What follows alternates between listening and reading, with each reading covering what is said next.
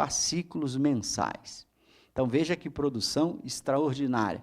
Foram 136 pequenos fascículos mensais, mas não tão pequenos assim. Cada volume da Revista Espírita tem mais de 300 páginas.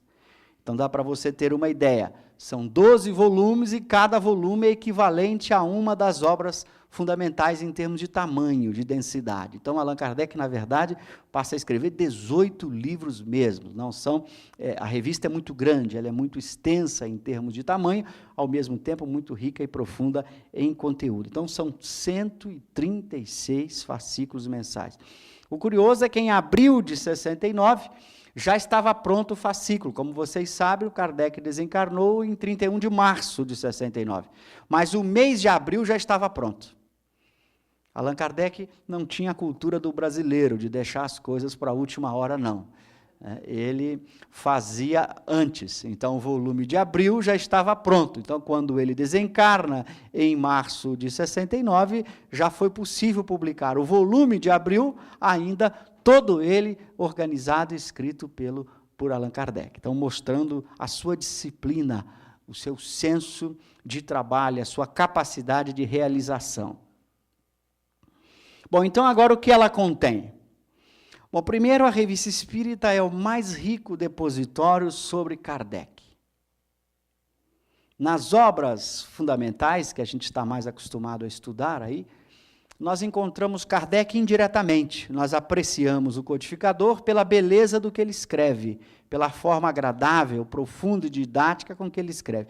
Mas na revista nós vamos encontrar particularidades, detalhes sobre o caráter dele. Quem foi, de fato, Allan Kardec? Isso é muito importante.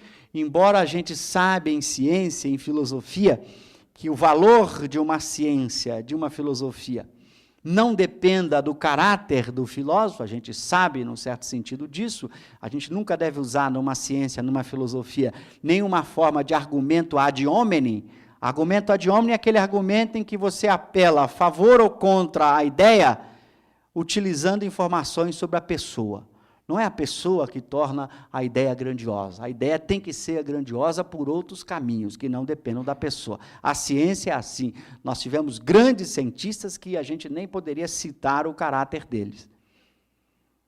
Mas tivemos também grandes cientistas de caráter admirável. Então, mas a questão da ciência ou da filosofia não está muito ligada ao caráter. Claro que não. A ciência deve ser grandiosa pelo que ele oferece em termos de conhecimento. A análise do valor de uma ciência deve ser feita a partir de argumentos, a partir de fatos, e não a partir de quem sejam as pessoas. As pessoas não são relevantes para a caracterização da ciência ou de uma filosofia. Mas é claro que, embora não seja relevante para a caracterização da ciência e da filosofia enquanto tais, o caráter é relevante para despertar no estudioso mais empolgação, motivação, mais brilho, mais desejo de estudar. Porque quando a gente tem uma proposta científico-filosófica construída por alguém que tem um caráter admirável, nós sentimos mais vontade, mais ânimo de debruçar sobre isso. Então, tem um efeito psicológico muito importante para nós. Embora não tenha efeito metodológico ou epistemológico sobre a ciência ou sobre a filosofia, tem efeito psicológico sobre os indivíduos que estudam essa ciência, que estudam essa filosofia. Então, é muito importante a gente conhecer o caráter daquele que nós consideramos o nosso grande líder, aquele que nós estudamos e apreciamos com respeito. Então, aí na revista nós vamos encontrar esse caráter. Quem é essa pessoa? Allan Kardec. Quem foi esse indivíduo? Como ele era pessoalmente, sua vida interior, a forma como ele se comportava na sociedade, como ele agia ante os inimigos, ante os provocadores, como ele se comportava ante os elogios. Então, nós vamos encontrar esta pessoa, Allan Kardec, nos dando exemplo de um verdadeiro homem de bem, como está escrito em O Livro dos Espíritos, no caráter do homem de bem, ou no Evangelho segundo o Espiritismo. Ali nós vamos encontrar alguém que não apenas construiu uma doutrina que tinha como lema o fora da caridade não há salvação, mas alguém que viveu este lema o tempo inteiro ao longo de sua existência. Então a gente se sente mais apaixonado, mais empolgado pela pessoa Allan Kardec. Então, psicologicamente, nós sentimos mais motivados a estudar a sua obra, dada a grandiosidade do seu caráter. Aí nós vamos encontrar o equilíbrio, tão raro nos dias de hoje, daquele que é capaz de ser elogiado sem envaidecer-se, de reconhecer o seu papel, o seu trabalho, no justo limite que merecia ser reconhecido, sem aproveitar-se disso. Daquele que era capaz de ser agredido, ofendido, maltratado, das mais diversas formas, com calúnias, maledicências, mentiras, e não perder a tranquilidade, e manter-se íntegro, feliz, sem desequilibrar-se, sem mostrar nenhuma forma de incômodo com as agressões. Suas palavras jamais foram ácidas, jamais foram agressivas, jamais foram duras ante uma agressão. Ele sempre permaneceu firme, de cabeça fria, de coração equilibrado. Então, esse equilíbrio e o bom senso que a gente descobre ao longo das respostas, ao longo das entrevistas, dos debates, ao longo de tudo aquilo que ele escreve, nós vamos perceber esse bom senso. Quando alguém mandava uma pergunta, quando alguém achava um possível erro, como ele se comportava ante isso, com as mais diversas propostas que lhe eram enviadas. Não apenas informações ou propostas sobre espiritismo, mas sobre os mais diversos temas, questões sociais, questões políticas, religiosas. Nós vamos encontrar na revista o bom senso dele respondendo a essas questões. Isso serve como instrumento educativo para nós, porque quando a gente descobre a forma como ele se comportava, quem sabe a gente consiga um pouquinho de mais ânimo, de mais coragem para tentar imitá-lo, copiar o seu exemplo de bom senso. Bom senso que foi utilizado por Camille Flammarion, como vocês sabem, no discurso, no túmulo de Allan Kardec, quando o chamou de o bom senso encarnado. Esta pessoa que realmente tinha aquilo que rigorosamente nós poderíamos chamar de bom senso. Então aqui, quem quer se apaixonar pelo codificador tem que ler a Revista Espírita. Aí a paixão cresce, o amor por ele, o respeito por ele realmente cresce. Depois nós temos na revista sobre espiritismo. Aí é muito importante. A revista, como ele mesmo já disse, a gente leu antes, ela trata de espiritismo. Então, o que nós vamos encontrar lá? Primeiro, sobre os meios de elaboração. Como o espiritismo foi elaborado. Isso é muito importante. Em geral, quando nós vamos estudar uma ciência qualquer, quando alunos numa faculdade de física, de química, de biologia ou de qualquer outra ciência, em geral a gente pega os textos didáticos, os livros que apresentam a ciência. E nem sempre a gente estuda o contexto de elaboração, como essa doutrina ou esta ciência foi elaborada. A gente às vezes não se preocupa com isso, a gente pega a ciência pronta. Quando a gente vai estudar, por exemplo, o livro dos Espíritos, o livro dos Médiuns, a Gênese, o Céu, o Inferno, o Evangelho, nós estamos vendo a ciência e a filosofia ali prontas, dadas. Não nos preocupamos muito como ela foi construída, como ela foi elaborada. Já na Revista Espírita nós vamos encontrar o processo de elaboração da ciência espírita. Nós vamos encontrar, por exemplo, como certas questões surgiram em um livro dos Espíritos. Por que a pergunta tal foi colocada no livro dos Espíritos? Como ela apareceu? Como ela surgiu? Em que momento essa pergunta surgiu no debate do movimento espírita da revista em 58 e 59 e que vai aparecer em um livro dos Espíritos de março de 60.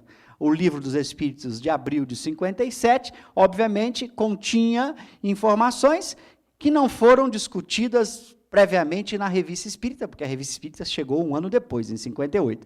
Mas a obra definitiva, o Livro dos Espíritos, que nós estudamos hoje, que é a obra de março de 1860, ela contém perguntas, debates que foram tratados, muitos deles, antes na Revista Espírita, em 58 e 59. Então, nós vamos ver parte do Livro dos Espíritos sendo elaborado, discutido na Revista Espírita. Isso é muito importante. Você vê como Kardec utilizava a revista para explicar o processo de elaboração. Nós vamos ver o Livro dos Médiuns, sendo elaborado na Revista Espírita. A discussão das temáticas, dos fenômenos, vários temas que são tratados primeiramente na revista e depois vão aparecer em um Livro dos Médiuns em 1861. O mesmo vale para o Evangelho em 64, para o Céu e Inferno em 65 e para a Gênesis em 68. Os diversos temas são construídos dentro da Revista Espírita. Aí nós vamos descobrir as mudanças, as alterações.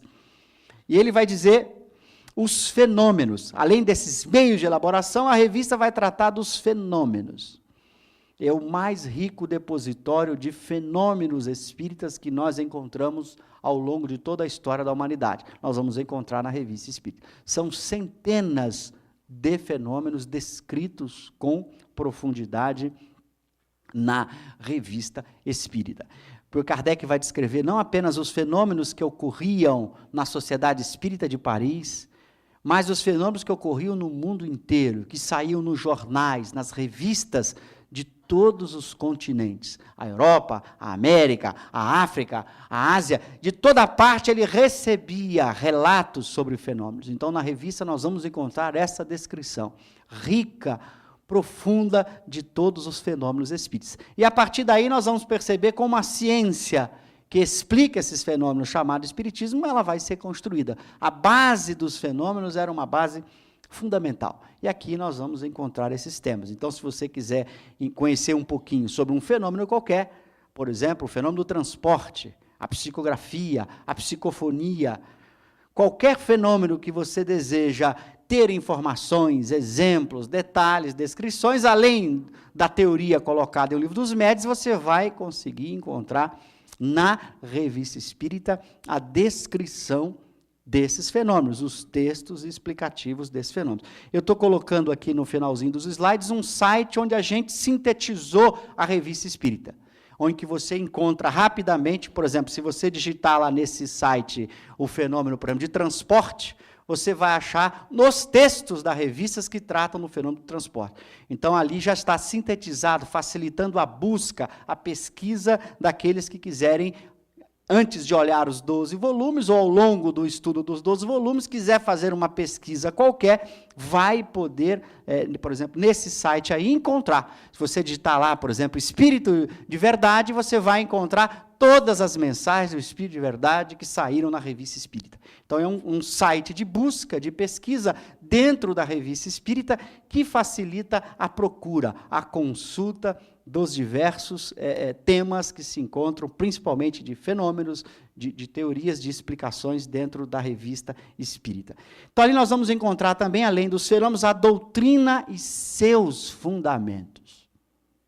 Isto é muito importante, as doutrinas e seus fundamentos, para você entender Kardec explicando termos doutrinários.